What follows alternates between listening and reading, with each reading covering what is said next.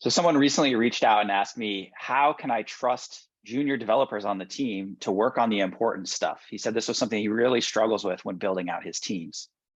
And I thought this was a really interesting question and quite common too for people who have been really strong developers themselves. And as they've risen the ranks and now start leading a team, they have trouble letting go and trusting others can run with the baton. And so something that I found really works well is at the end of the day, spending time with the person to be able to ramp them up. And it's not something that you can just give junior developers something really big and meaty to work on and then just walk away. They require a lot of hands-on support to get them to where they need to go. But what I found is starting small, giving them smaller pieces of work that are increasingly difficult and large is a great strategy to use. And also sketching out the solution to get them started and then trusting them to run with it, but verifying the solution is what it needs to be. So the old trust but verify. But it really comes down to transferring knowledge out of yourself into the people in the team. You have to invest that time and Yeah. knowledge transfer. There's no other way. What's your take Yeah, on this? yeah, and I totally agree. This is about creating leverage. Mm, As you're going up, you have all this experience and knowledge. So what we tend to do is we go, I can do it quicker, faster, better. And that may be true. But as you become a leader and the projects become more complex, you have more people in your team, you can't do it all because there's only a certain amount of hours you have, and that's why you have a team. So your job as a leader or as a senior developer or whatever role it is with all that knowledge in your head is to get it out, to cascade it out, as I call it. I say cascade your knowledge into other people. mm, So you're creating leverage, and you are not going to be the one who's doing crazy hours.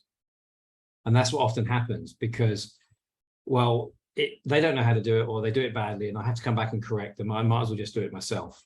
Yeah, I might start singing an Elvis song, caught in a trap. And that's the trap you get caught in when the illusion is if you do it yourself, it gets done now.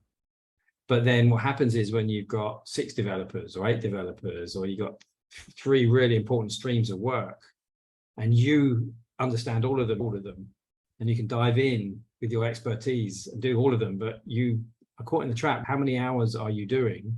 And this is when people who are leaders end up spending more time going back to working again, because you have to do the really painful thing, which is exactly what you said, give them time. And first of all, it's instruction, and then it's coaching and mentoring, and then training. And each one of those creates more leverage. You give them, when you're instructing them, one-to-one time, and they learn something. When you mentor and coach them, you give them their experience and help them work out problems themselves, and you train them to do something which means that later on when they come up with something, they know how to do it.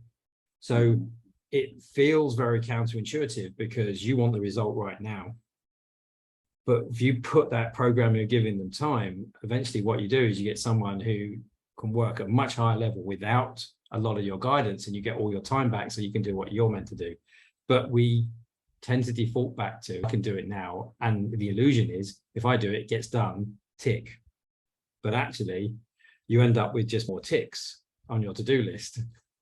yep. And then you go, I haven't got time to be the leader. I haven't got time to be the designer. I haven't got time for my family. I haven't got time for my hobbies. I haven't got time for anything else, and I'm burnt out. So that's the trap. So I totally agree with you on the process. It's worth Yep. doing it. Just got to remember to do it when the heat of the problem's happening. Yep. Yeah. But then they'll take the problems next time and they'll be able to solve them for you. Yeah, I think that's the hardest part is like keeping the discipline to know that the time investment is worth it, even when pressure is on, to know that the longer term payoff is well worth it.